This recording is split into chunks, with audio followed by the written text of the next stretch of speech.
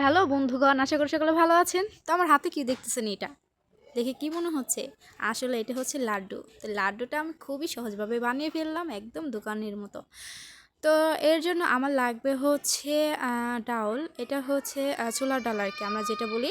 তো ছোলার ডালটা আমি নিয়েছি প্রায় 2 কাপের মতো নিয়েছি আমি। তো এখন ভালোভাবে ভিজিয়ে রাখতে হবে প্রায় 3 ঘন্টার মতো। তো আমি 3 ঘন্টা ভিজিয়ে রেখেছি। তো 3 ঘন্টা পরে আমি ব্লেন্ড করে নিব। তো এটা হচ্ছে হাফ ব্লেন্ড করতে হবে, বেশি ব্লেন্ড করা যাবে না, মানে যাতে একটু থাকে দানা দানা আর কি, দেখতে পাচ্ছেন।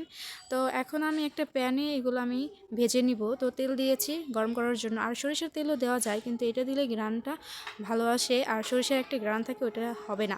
তো আমি এখন বড়া সাইজ করে আমি এগুলো ভেজে নিব, যে ডালের বড়া।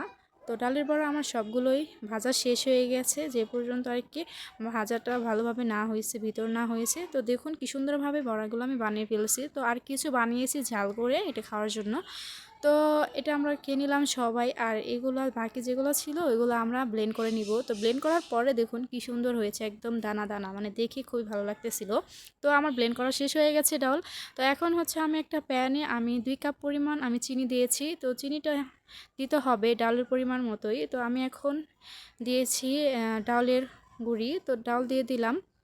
তো ভালোভাবে নেড়েচেড়ে নিতে হবে। তো নেড়েচেড়ে নেওয়ার পর আমি এখানে দিয়ে দিব বাদাম। তো এখানে কাজু বাদাম আছে, তো নর্মাল বাদাম আছে, তো দিয়ে দিলাম। এখন আমি দিয়ে দিব এখানে খেজুর দিয়ে দিব, যেহেতু বাচ্চারাও খাবে, আর এগুলো খুবই পুষ্টিকর একটা খাবার, তো তার জন্য আমি খেজুরে দিয়েছি।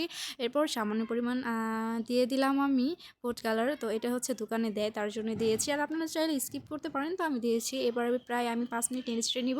তো অলরেডি আমার নাড়াচাড়া শেষ হয়ে গেছে। এখন আমি বল করে নিব, মানে বল সাইজের। আপনারা চারকোনাচও বানাইতে পারেন, আবার গোল সাইজেরও বানাইতে পারেন, তো এটা আপনাদের ইচ্ছা। তো আমি বানিয়ে ফেলাম, খুবই সহজ। আর যেহেতু পারফেক্টলিভাবে আমার ডোটা হয়ে গেছে, তার জন্য কিন্তু এত সুন্দরভাবে লাড্ডুগুলো হয়ে যাচ্ছে।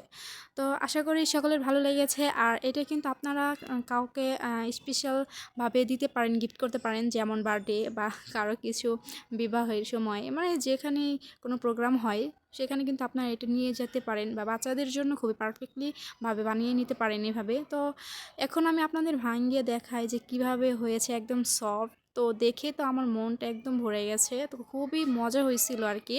তো আশা করি সকলে ভালো লেগেছে। আবারও চলে আসবো নেক্সট ভিডিও নিয়ে। আল্লাহ হাফেজ।